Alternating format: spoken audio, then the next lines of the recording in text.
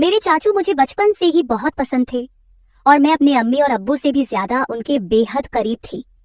आहिस्ता आहिस्ता मैं बड़ी होती गई और मेरी और मेरे चाचू की दोस्ती भी गहरी होती चली गई।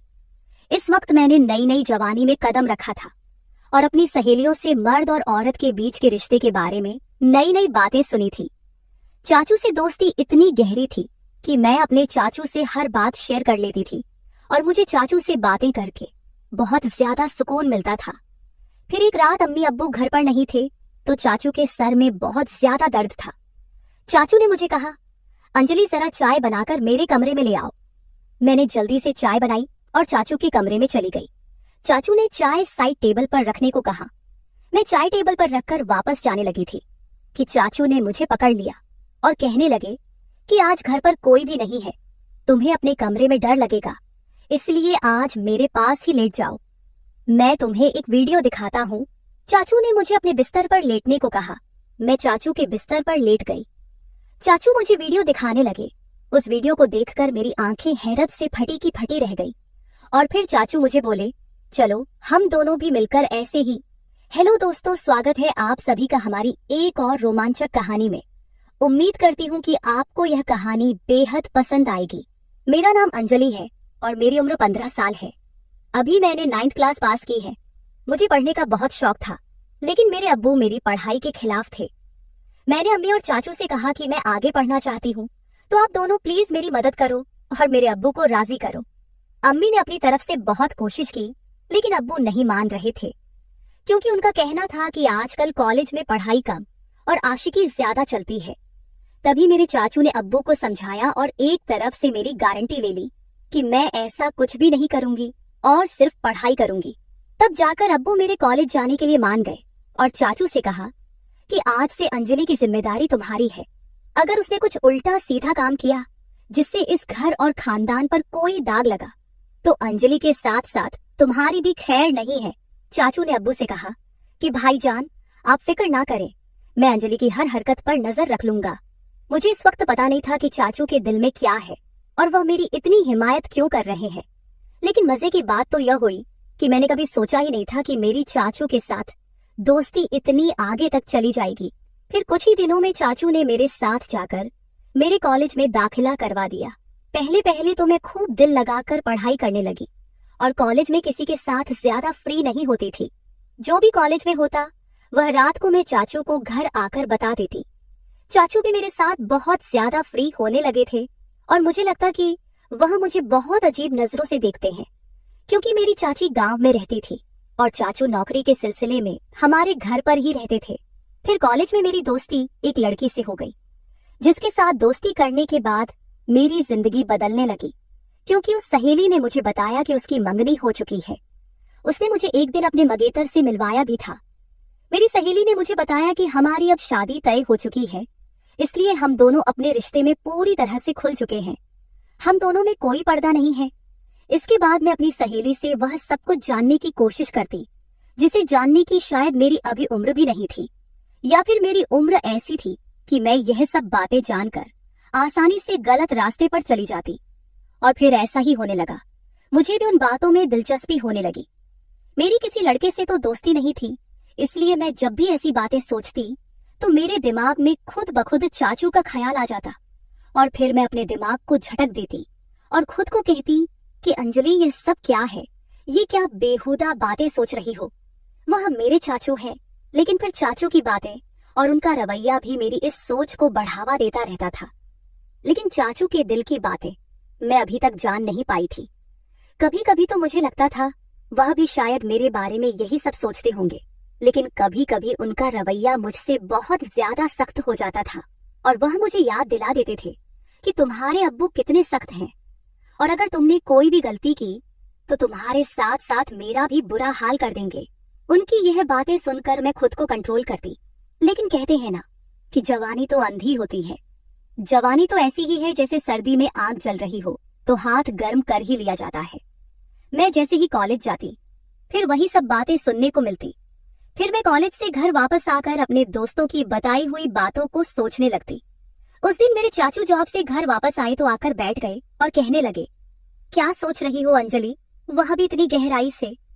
मैंने चाचू की तरफ एक अदा से देखा और उनसे कहा, चाचू, आपको पता है मेरी दोस्त ने मुझे आज क्या बताया है? हर बार की तरह आज भी मैं चाचू से अपने दिल की बात शेयर करने लगी। मेरी बचपन से आदत थी कि मैं अपनी हर बात चाचू को बताती थी, फिर वह चाहे कैसी भी बातें क्यों ना हो। चाचू भी मुझे ऊपर से नीचे तक देखते हुए बोले, हाँ बताओ, क्या बताना है तुम्हें? तुम्हारी दोस्त ने तुम्हें क्या बताया है? मैंने उन्हें कहा, मेरी दोस्त मुझे बता रही थी कि इंटरनेट पर बहुत किस्म की वीडियो होती है, जिन वीडियो में हर तरह की मालूमात मिल जाती है। तो मैं ये कह रही थी कि आपके पास भी तो मोबाइल है और साथ में नेट का पैकेज भी लगा हुआ है, आपने भी वो वीडियो देखी होंगी, तो क्यों ना हम दोनों मिलकर वीडियो देखें और एंजॉय करें। मैंने यह बात अपना चेहरा चाचू के नजदीक लाकर सरगोशी वाले अंदाज में कहा। वह फटी फटी आंखों से मेरी तरफ देखने लगे। मुझे लगा जैसे वह मुझे अच्छी तरह से डांट लगाएंगे, लेकिन फिर अचानक उन्होंने मुझे बड़े गौर से देखा और फिर शायद दिल ही दिल में कुछ फैसला किया और फिर वह मुस्कुरा पड़े और मुझे सरगोशी वाले अंदाज में कहने लगे, देखो अंजलि, ऐसी बातें अपने अब्बू के सामने मत करना, वरना तुम्हारा बाप तुम्हारा तो बुरा हाल करेगा ही, मगर साथ में मुझे भी घर से निकाल देगा, क्योंकि मैंने तुम्हारी जिम्मेदारी ली हुई है और फिर मेरे लिए रहने का प्रॉब्लम हो जाएगा। बाकी रही वीडियो देखने की बात, तो तुम रात के वक्त मेरे कमरे में आ जाना, मैं तुम्हें हर किस्म की वीडियो दिखा दूंगा। चाचू की आंखों में एक चमकीली शरारत थी जो इस वक्त मुझे समझ नहीं आ रही थी। इसके बाद चाचू अपने कमरे में चले गए और मैं पढ़ाई करने लगी और आने वाले वक्त के बारे में सोचने लगी। अब मेरा दिल किताबों में नहीं लग रहा था और बस रात को क्या होगा यही सोचने लगी, लेकिन पढ़ाई करना भी जरूरी था, क्योंकि पढ़ाई के मामले में चाचू बहुत ज्यादा सख्त थे और मुझे कहते थे, सबसे पहले तुम्हारी पढ़ाई और बाकी मौज मस्ती बाद में है। और उनका कहना था कि अगर तुम पढ़ाई में भी अच्छी रहोगी तो तुम्हारे अब्बू भी समझेंगे और तुम्हारी आजादी के दरवाजे तुम्हारे लिए खुलते चले जाएंगे। उनकी यह बात मुझे भी बिल्कुल ठीक लगती थी, इसलिए मैंने अपने दिल से सारी बातें निकाली और मन लगाकर अपना कॉलेज का काम करने लगी और जल्दी जल्दी सारा काम खत्म कर दिया। जैसे जैसे रात करीब आ रही थी, मेरे दिल में भी हलचल हो रही थी। फिर जब मैं सारे कामों से फारिग हुई तो रात को आराम से मैं चाचू के कमरे में चली गई। मैं जब कमरे में गई तो चाचू लड़कियों की मैगजीन देख रहे थे। मुझे देखते ही वह मुस्कुराने लगे और उन्होंने वह मैगजीन छुपा दी। सर्दियों का मौसम चल रहा था और दिन ब दिन सर्दी बढ़ती जा रही थी। आज रात तो सर्दी बहुत ज्यादा थी, इसीलिए मैं जाते ही चाचू के बिस्तर में घुसकर चाचू के पास चिपक कर बैठ गई और उनसे कहा, अब मुझे जल्दी से वह वीडियो दिखा दो, नहीं तो फिर अब्बू के आने का टाइम हो जाएगा। फिर चाचू भी बिना टाइम वेस्ट किए मुझे वीडियो दिखाने लगे। वीडियो देखते ही मेरे अंदर से मुझे कुछ बदलाव महसूस होने लगे, लेकिन इत्तेफाक से हमने अभी चंद वीडियो ही देखी थी कि अब्बू हमारे कमरे में आ गए। अब्बू आते ही मुझसे कहने लगे, इतनी रात के वक्त चाचू के कमरे में क्या कर रही हो, चलो अपने कमरे में चली जाओ। अब्बू बहुत ही सख्त मिजाज के थे और मैं उनसे काफी डरती भी थी। तो जैसे ही अब्बू ने सख्त अंदाज में कहा, मैं सब कुछ भूल गई और जल्दी से अपने कमरे में आ गई। मैंने सोचा, जैसे ही अब्बू चाचू के कमरे से निकलकर अपने कमरे में जाएंगे तो फिर से मैं चाचू के कमरे में चली जाऊंगी। लेकिन इस रात अब्बू को चाचू से शायद कोई जरूरी काम था, इसलिए अब्बू काफी टाइम तक उनके कमरे में बैठे रहे और इंतजार करते करते मुझे पता ही नहीं चला कि कब नींद आ गई और पता नहीं अब्बू चाचू के कमरे से कब गए। दूसरे दिन कॉलेज से लौटने के बाद मैं बेसब्री से रात का इंतजार करने लगी, क्योंकि मैंने कुछ वीडियो जो देख ली थी, जैसे तैसे करके मैं खुद पर काबू करने लगी और जब टाइम हुआ तो चाचू के कमरे में वीडियो देखने के लिए चली गई।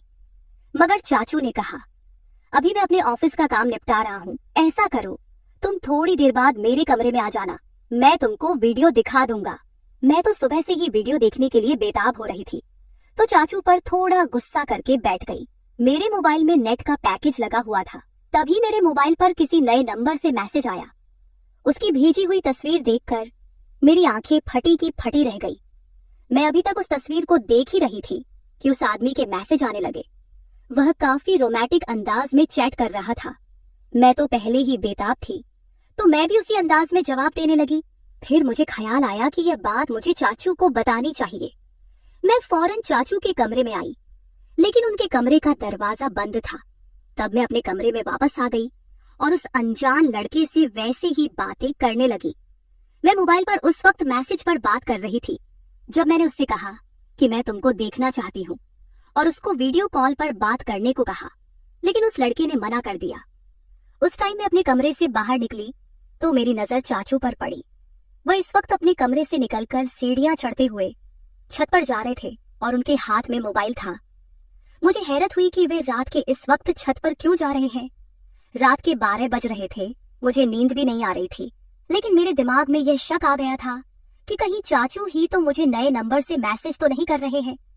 खैर, मैं यही बातें सोचते सोचते अपने चाचू के ख्यालात में पता नहीं कब नींद की वादियों में खो गई और एक ख्वाब देखा जिसमें चाचू मेरे साथ थे और बोल रहे थे किसी काम को करने के लिए।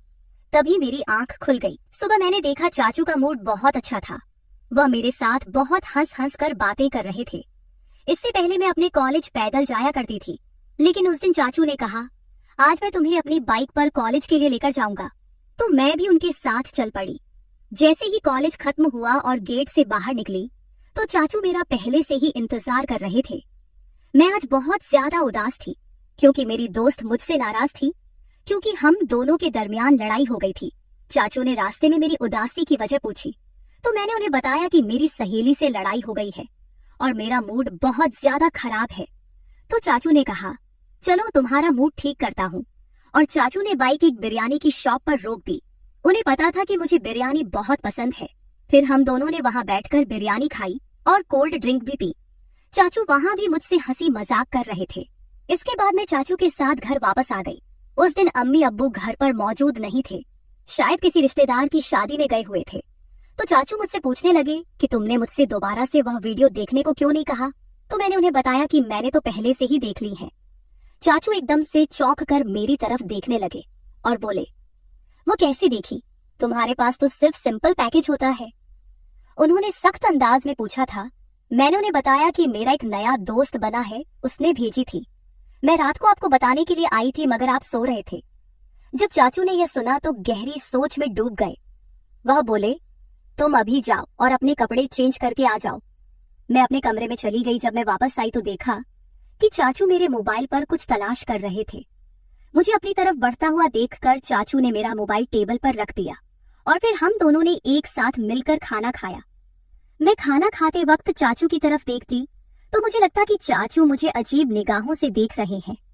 मुझे ऐसा लग रहा था कि वह मुझसे कुछ कहने की कोशिश कर रहे हैं, मगर वह कह नहीं पा रहे थे। मैं दिल ही दिल में सोचने लगी चाचू अब कह भी दो ना, मैं आपको मना नहीं करूंगी। फिर मेरी नजर चाचू के चेहरे से हटकर अपने मोबाइल पर पड़ी, क्योंकि मैं आज भी उस अनजान लड़के के मैसेज का इंतजार कर रही थी। उसने अभी तक मुझे मैसेज नहीं किया था और चाचू भी फिलहाल कुछ कहने को चाह रहे थे।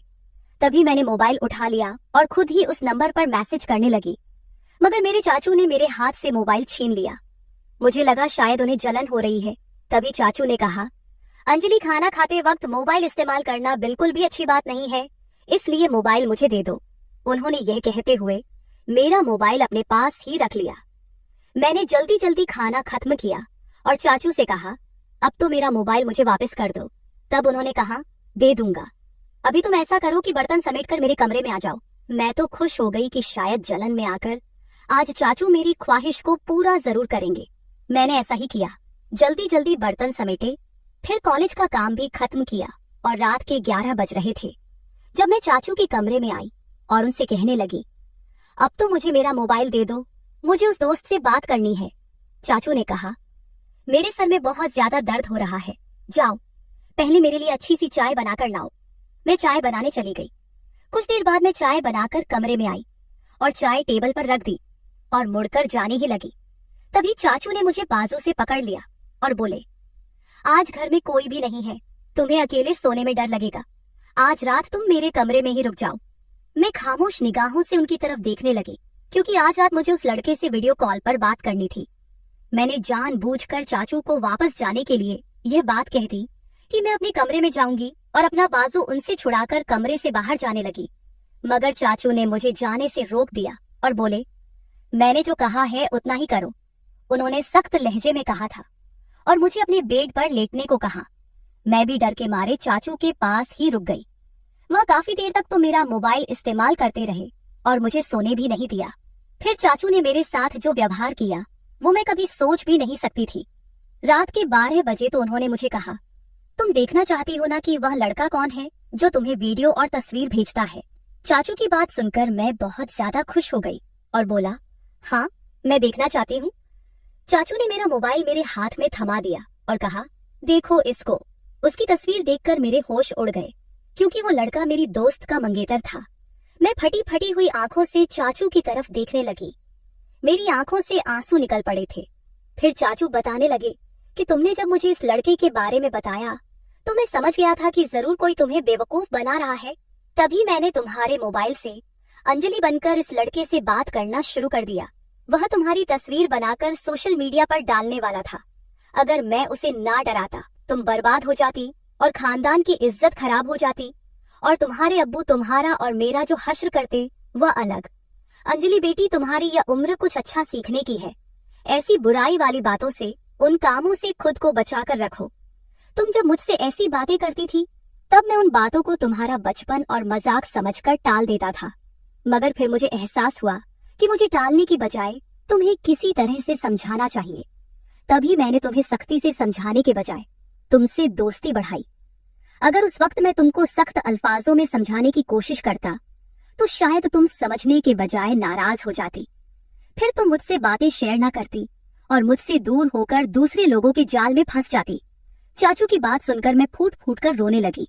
उन्होंने मुझे दिलासा देकर खामोश करवाया और समझाया कि मैं कॉलेज में ऐसी लड़कियों से दोस्ती करूं जो पढ़ाई में तेज हो, ना कि बुरे कामों में। मैंने चाचू से कह दिया कि मैं अब सिर्फ अपनी पढ़ाई पर ध्यान दूंगी, ऐसी लड़कियां और लड़कों के बुरे कामों में अब बिल्कुल भी नहीं पढ़ूंगी। दोस्तों, आज के दौर में माँ बाप अपने बच्चों को अपने साथ हर बात शेयर करने की इजाजत नहीं देते। ये उनके साथ बहुत बड़ी नाइंसाफी है। बच्चों को अच्छे और बुरे काम की तमीज सीखनी चाहिए, और स्कूल या कॉलेज में किसी भी तरह की कोई भी हरकत हो तो अपने माँ बाप के साथ शेयर करनी चाहिए, ताकि फ्यूचर में आने वाली मुश्किलों से बचा जा सके। हर माँ बाप को अपने बच्चों को सही और गलत में फर्क बताना चाहिए और उनके हर कदम पर नजर रखनी चाहिए, ताकि अंजलि की तरह उनकी और उनके घर वालों की इज्जत महफूज रहे। तो मेरे प्यारे दोस्तों, इस मामले में आपकी क्या राय है, कमेंट करके जरूर बताएं। अगर आप ऐसी ही और भी इंटरेस्टिंग और रोमांटिक कहानियां सुनना चाहते हो तो चैनल को सब्सक्राइब जरूर कर ले और बेल आइकन ऑन कर ले, ताकि आपको मेरी आने वाली नई वीडियो की सूचना तुरंत मिल सके। कल मिलेंगे एक और नई कहानी के साथ। धन्यवाद।